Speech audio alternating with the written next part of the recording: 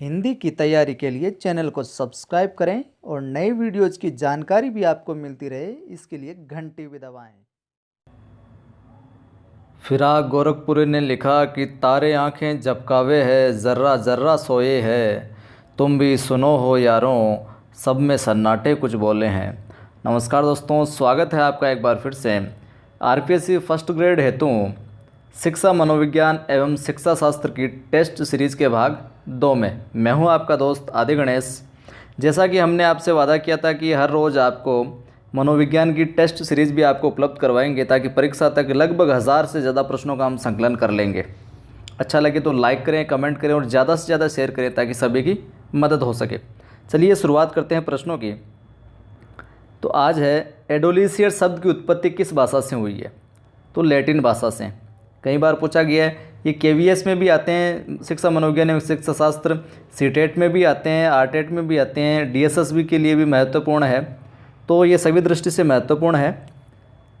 Adolescence पुस्तक के रचनाकार हैं स्टैनले हॉल। एडोलिसियर शब्द की उत्पत्ति तो लैटिन से हुई और इसके जो एडोलसेंस पुस्तक है इसके रचनाकार है Stanley hall. George Stanley hall के अनुसार किशोरावस्था कैसी अवस्था है? तो जॉर्ज स्टैनले हॉल ने किशोरावस्था को संघर्ष, तूफान, झंझावत व तनाव की अवस्था बताया है। वह प्रक्रिया जिसके द्वारा प्राणी अपनी आवश्यकताओं और उनकी पूर्ति को प्रभावित करने वाली परिस्थितियों में संतुलन बनाए रखता है, वो क्या है? तो वो है समायोजन।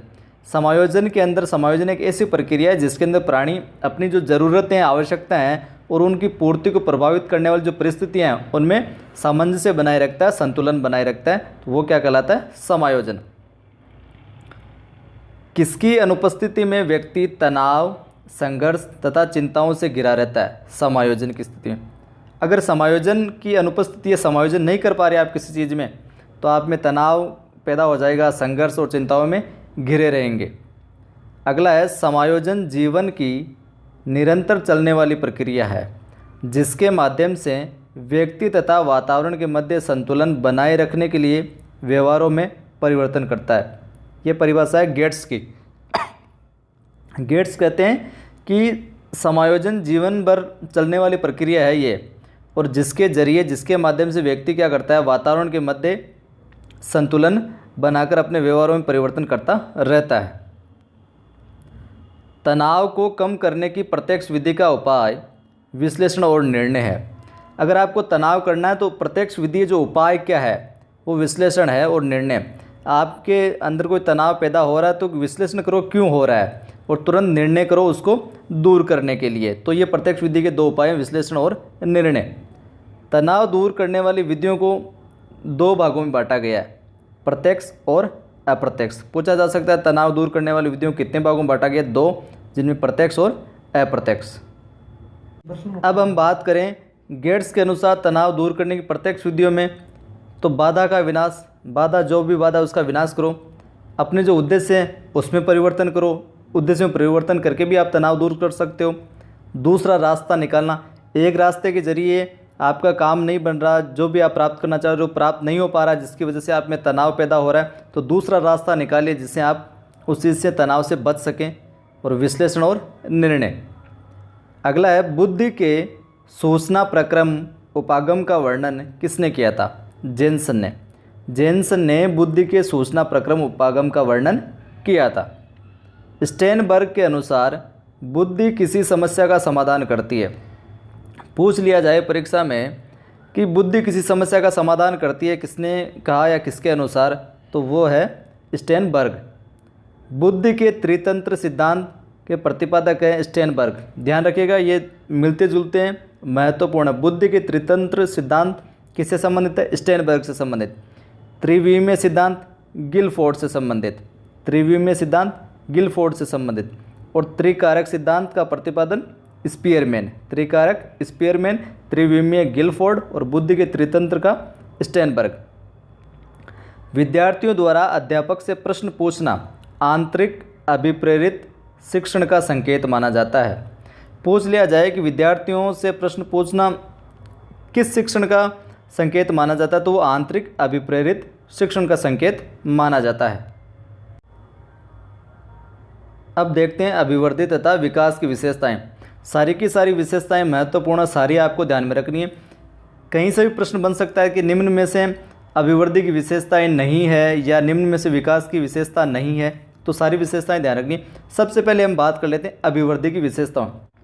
अभिवृद्धि केवल परिपक्वता तक होती है। वृद्धि में मात्रात्मक परिवर्तन होते हैं, जैसे लंबाई, चौड़ाई, ऊंचाई, इनका हमें पता चलता रहता है। वृद्धि एक असतत प्रक्रिया है, यह निरंतर चलने वाली प्रक्रिया नहीं है। वृद्धि से शरीर के किसी विशेष पक्ष में परिवर्तन का बोध होता है। जैसे आपके बाल बढ़ रहे हैं, आपके कोई किसी का हाथ लंबा है, पैर लंबा है, तो उससे विशेष पक्ष में जो परिवर्तन होता है उसके में पता चल जाता है, बोध हो जाता है। वृद्धि का मूल स्वरूप संरचनात्मक होता है, जैसे व्यक्ति कितना पतला है या मोटा है। अभिवृद्धि शारीरिक होती है। अभिवृद्धि से तात्पर्य शारीरिक परिवर्तन से है। ध्यान रखिएगा, अभिवृद्धि शारीरिक होती है और अभिवृद्धि से तात्पर्य शारीरिक परिवर्तन से है। ये बिंदु पूछे जा सकते हैं। अब हम बात करते हैं विकास की विशेषताओं की। तो विकास है जो आजीवन चलता रहता है, व्यक्ति के अंदर विकास होता रहता है मृत्यु पर्यंत। विकास में गुणात्मक परिवर्तन होते हैं, जैसे कार्य क्षमता का विकास, सामाजिकता की भावना, कार्य कुशलता का निर्माण। तो विकास में क्या होते हैं? गुणात्मक परिवर्तन होते हैं। और अभिवृद्धि के अंदर मात्रात्मक। विकास एक सतत प्रक्रिया है। विकास जीवन पर्यंत चलता रहता है, सतत प्रक्रिया है एक। विकास से संपूर्ण प्राणी में होने वाले परिवर्तनों का बोध होता है। अभिवृद्धि में एक शारीरिक परिवर्तन और विकास से संपूर्ण प्राणी में होने वाले परिवर्तनों का बोध होता है। विकास का स्वरूप कार्यात्मक होता है, जैसे बालक कैसे चलता है, कैसे बोलता है, कैसे बैठता है, ये सारी चीज़ें। विकास शारीरिक, मानसिक, सामाजिक तथा भावनात्मक है। विकास जो है वो शारीरिक है, मानसिक है, सामाजिक है, भावनात्मक है। हर क्षेत्र के अंदर विकास होता है। विकास से तात्पर्य प्राणी में सभी प्रकार के परिवर्तनों से है। ये भी ध्यान रखिएगा, विकास से तात्पर्य प्राणी में सभी प्रकार के परिवर्तनों से हैं। तो शुक्रिया दोस्तों, ये थे कुछ विशेष तथ्यात्मक प्रश्न।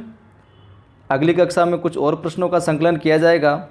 अच्छा लगे तो लाइक कीजिए, शेयर कीजिए और कमेंट करके अपनी राय अवश्य दें।